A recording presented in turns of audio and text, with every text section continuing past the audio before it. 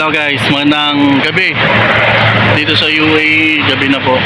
So, siguro madaling araw na sa Pilipinas. Ayan, maraming salamat guys sa lahat ng sumusuporta sa YouTube channel natin, sa TikTok channel. Ayan, maraming salamat sa inyo.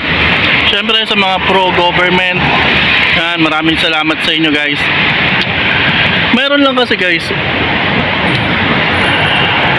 merong vlogger banat ng banat sa administrasyon nang hindi sumasagot sa mga patutsada, sa mga pasaring, sa mga paninira yung administrasyong Marcos.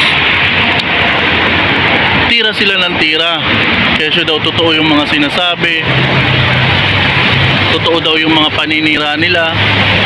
So tuwang-tuwa sila guys, tuwang-tuwa sila. Kasi nga hindi sumasagot si Pangulo, yung administrasyon, hindi siya sumasagot. Bagkos patuloy lang na ginagawa yung trabaho, nagtatrabaho lang para sa mga Pilipino. Kung paano uunlad yung Pilipinas, ganun lang yung ginagawa niya. Hanggang sa dumating na syempre yung pangangampanya ng alyansa. Tapos merong isang ano guys, yung campaign rally ng Bagong Pilipinas, Alyansa ng Bagong Pilipinas.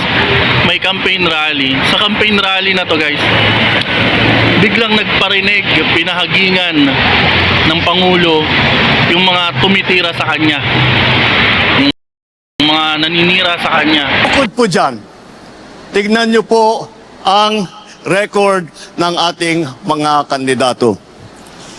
Wala sa kanila ang may bahid ng dugo dahil sa tukhang. Wala sa kanilang kasabwat sa pagbulsa ng sako-sakong pera, pinagsamantalaan ang krisis ng pandemya, pinabayaan ang ating mga kababayan na magkasakit at mamatay. Wala sa kanila ang mga pumapalakpak sa China at natutuwa pa kapag tayo ay binobomba ng tubig. Tinatamaan ang ating mga Coast Guard, hinaharang ang ating mga mangingisda, ninanakaw ang kanilang huli.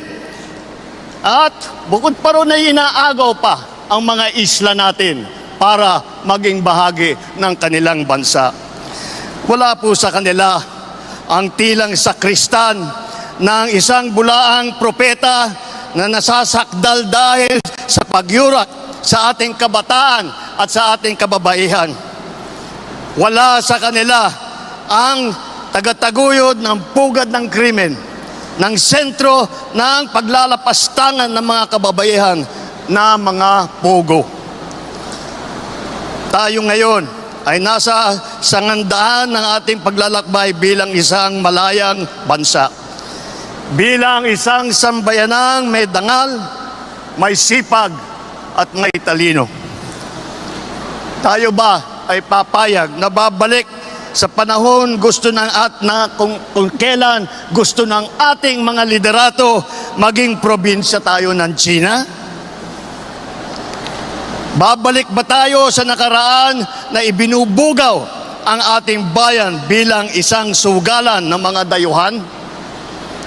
Nais ba natin bumalik sa landas na umaapaw sa dugo ng mga inosenteng mga bata na inagaw sa kanilang mga anak, mga ina, kinuha sa kanilang mga tahanan at inagaw ang kanilang kinabukasan?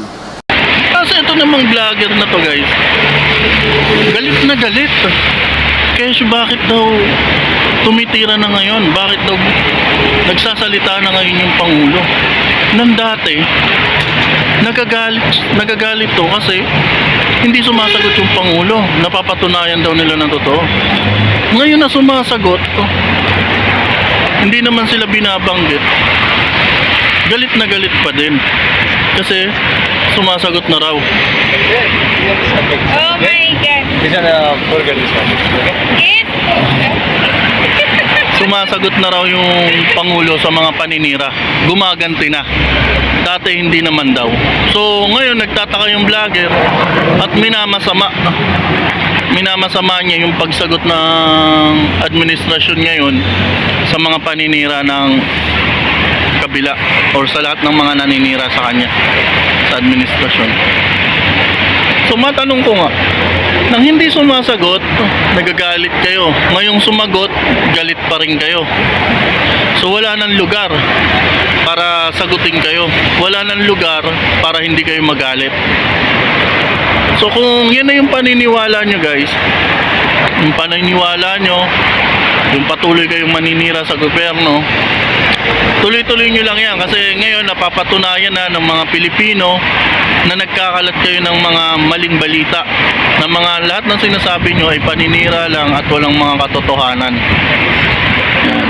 So tuloy-tuloy lang sa paninira para sa mata ng Pilipino maging maganda ang administrasyon ngayon. Kasi kung patuloy siya sinisiraan, ibig sabihin maganda yung ginagawa niya kaya gusto siya siraan at gusto siya pabagsakin ng mga kalabang politika na gustong pumalit sa kanya, gustong umupo dyan sa kapangyarihan na yan at gusto ulit makontrol yung bansang Pilipinas. Yan. So tuloy-tuloy nyo lang kasi kaming mga taga-suporta nandito lang na patuloy na susuporta. Tapos ang sabi pa nga ng isang vlogger, kung tunay kang sumusuporta, kung tunay kayong sumusuporta at ayaw nyo sa administrasyong Marcos, lumabas kayo at mag-rally, gusto namin. Kaya mananatili lang kami sa mga bahay-bahay namin.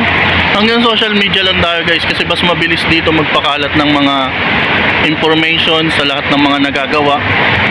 Parang kayong mga galit sa gobyerno, social media lang din. Tapos kung lalabas kayo, naghihikayat kayo ng mga malolokong Pilipino.